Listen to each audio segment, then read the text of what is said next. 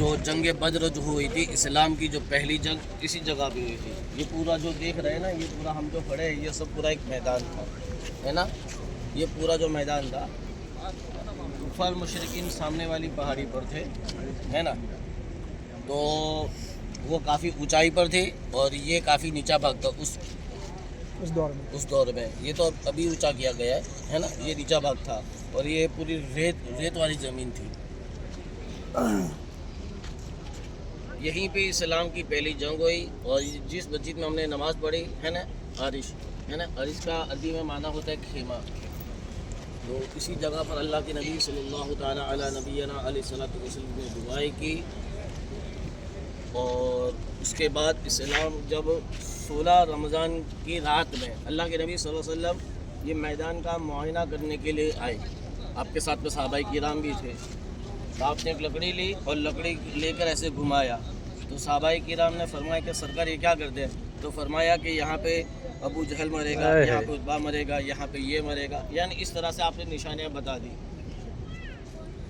اس کے بعد یہ ہوا کہ جب دوسرے دن جنگ جو ہوئی حقیقت کے اندر جو آپ نے نشانیں بتائی تھی نا وہی جگہ پر وہ لوگ ہے نا فنار ہوئے. ماشاءاللہ قتل کیا گیا. سبحان اللہ. تو یہ وہ جگہ ہے تاریخی جگہ ہے. اور جو یہاں پہ دکھ رہے کانٹے ڈالے ہوئے, ایک یہاں پہ کانٹے ہیں, ایک اس طرف کانٹے ہیں اور ایک ادھر لاسٹ میں کانٹے ڈالے ہوئے. تو بتایا یہ جاتا ہے کہ ایک میں ابو جہل کو ڈال دیا گیا ہے نا. ان لوگوں کو ڈالا اور ڈالنے کے بعد اس کے اوپر پتھر وغیرہ ڈال دیے گئے. تو یہ وہ جگہ ہے کہ اسلام کی عظیم پہلی جنگ یہیں پہ ہوئی. تو یہ ہم کو عبرت کرنے کی جگہ ہے, عبرت لینے کی جگہ ہے. سوچو کہ ہم نے ابھی وضو بنایا تو پانی کیسا بہت ٹھنڈا تھا نا ہے نا. بہت ٹھنڈا پانی تھا ہے نا, گرم تھا نا. آج اتنے ٹیکنالوجک ہونے کے بعد اتنا گرم پانی, تو وہ اس وقت کوئی سایہ ہی نہیں تھا یہاں پہ.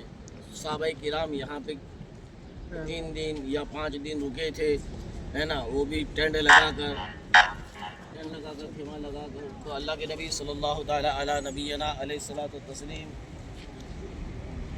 نے یہاں پہ کس طرح سے آپ نے دن گزارے ہوگے, راتیں گزاری ہوگی. اور کھجوروں کو چس کر ہے نا, رمضان کا مہینہ تھا, کھجور کھا کر نہیں چس کر. افطاری شہری بھی کھجور کو چس کر کرتے تھے اور افطاری بھی کھجور کو چس کر کرتے تھے. تو ہمیں یہ درس لینا چاہیے, عبرت کرنی چاہیے کہ آج الحمدللہ ہمیں تو اچھے سے اچھے اللہ کی نعمت مل جاتی ہے. ہمیں پانی بھی مل جاتا ہے, کچھ نہ کچھ کھانے مل جاتا ہے نا.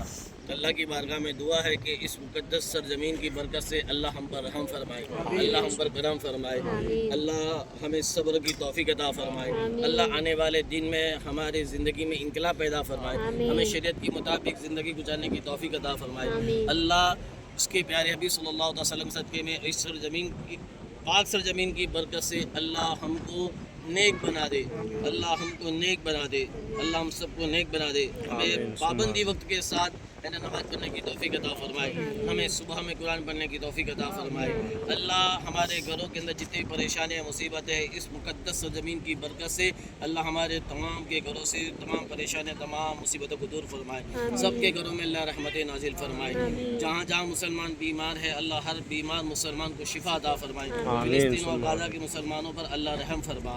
اللہ تو کریم کرم فرما دے, مولا تو رحیم رحم فرما دے. آسمان کے نیچے زمین کے اوپر جہاں جہاں مسلمان پریشان حال ہے مولا تمام کی پریشانی کو دور فرما دے. تمام مسلمان کو امن عطا فرما دے, تمام مسلمانوں کو چین عطا فرما دے, تمام مسلمانوں کو سکون عطا فرما دے, راحت عطا فرما دے, اطمینان عطا فرما دے. سب کی دل کی دعائیں قبول عطا فرما دے. بیکاروں کو کار عطا فرما دے, بیکاروں کو کام عطا فرما دے. مولا سب کو رب کعبہ کچھ نہ کچھ کام عطا فرما دے. مولا سب کی روزے میں بنا برکت عطا فرما دے.